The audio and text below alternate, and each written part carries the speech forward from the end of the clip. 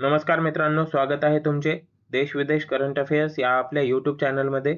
आज आहे 19 फेब्रुवारी 2026. तर आपण येथे आजच्या दिवसामध्ये जे पण काही क्वेश्चन्स बनलेले आहेत, जे पण आपल्याला आजच्या दिवसामध्ये करंट अफेअर्स पाहायला भेटत आहेत आणि जे एक्झाम ओरिएंटेड आणि महत्त्वाचे असणार आहेत, हे कव्हर करण्याचा प्रयत्न करणार आहोत. जर मित्रांनो हा व्हिडिओ तुम्ही पहिल्यांदा पाहत असाल, तर नक्कीच या चॅनलला तुम्ही सबस्क्राईब करून घेऊ शकता आणि आपण आता तुमचा जास्तीचा वेळ न वाया घालवता डायरेक्ट क्वेश्चन्सला सुरुवात करणार आहोत. मित्रांनो, पहिला प्रश्न आहे, नुकतेच चर्चेत असलेल्या गलाथिया बे भारताच्या कोणत्या द्वीपसमूहामध्ये स्थित आहे? ऑप्शन्स आहेत लक्षद्वीप, अंदमान निकोबार, दीव दमण, पुद्दुचेरी. तर मित्रांनो, याचे करेक्ट ऑप्शन आहे अंदमान आणि निकोबार. हे निकोबार बेटाच्या ग्रेट निकोबार बेटाच्या दक्षिणेमध्ये स्थित आहे. येथे नॅशनल ग्रीन ट्रिब्युनलने एका मोठ्या प्रकल्पाला पण मंजुरी दिलेली आपल्याला पाहायला भेटत आहे. मित्रांनो, दुसरा प्रश्न आपल्या स्क्रीनवरती आहे. मधुमक्खी कॉरिडॉर इनिशिएटिव्ह कोणत्या संस्थेमार्फत सुरू करण्यात आलेला आहे? NCAR, पर्यावरण मंत्रालय, NHAI, राष्ट्रीय जैवविविधता प्राधिकरण.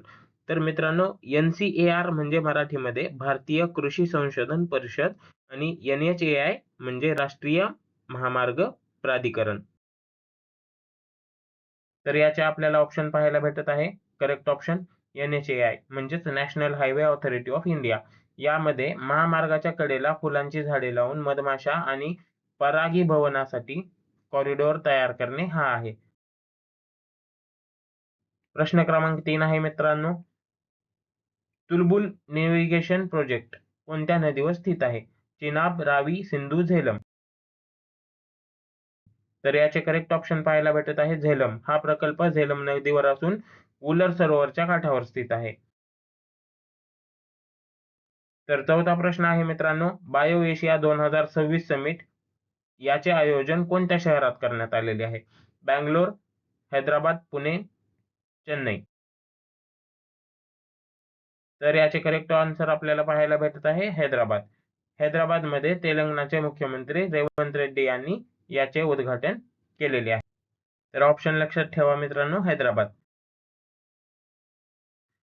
पाचव्या प्रश्नाचे बघा, पाचवा प्रश्न काय आहे?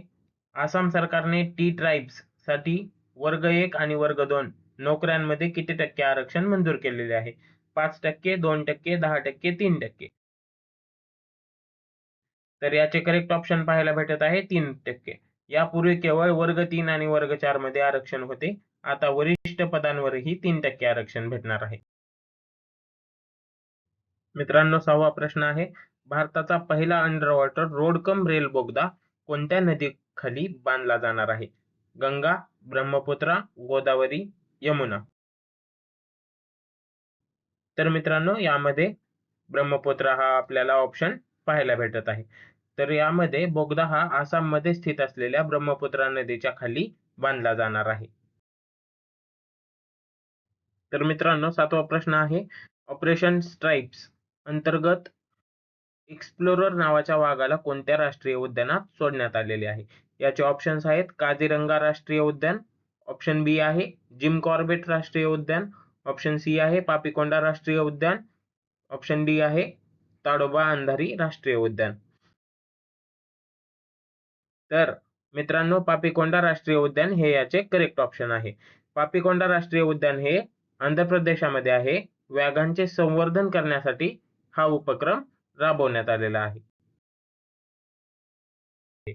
8वा प्रश्न आहे आपल्यासमोर. बांगलादेशचे नवीन पंतप्रधान म्हणून कोणी शपथ घेतलेली आहे? शेख हसीना, मोहम्मद युनूस, खालिदा जिया, तारिक रहमान. तर याचे ऑप्शन पाहायला भेटत आहे करेक्ट तारिक रहमान. तारिक रहमान बांगलादेशचे 36 वर्षानंतर बनलेले पहिले पुरुष पंतप्रधान असणार आहे. पहा मित्रांनो, पुढचा 9वा प्रश्न. कोणत्या व्याघ्र प्रकल्पात हॉर्नबिल रेस्टॉरंट विकसित केले जात आहे? मेळघाट, पेंच, उदंती सीता नदी, सातपुडा. तर मित्रांनो, याचे करेक्ट ऑप्शन आहे उदंती सीता नदी व्याघ्र प्रकल्प.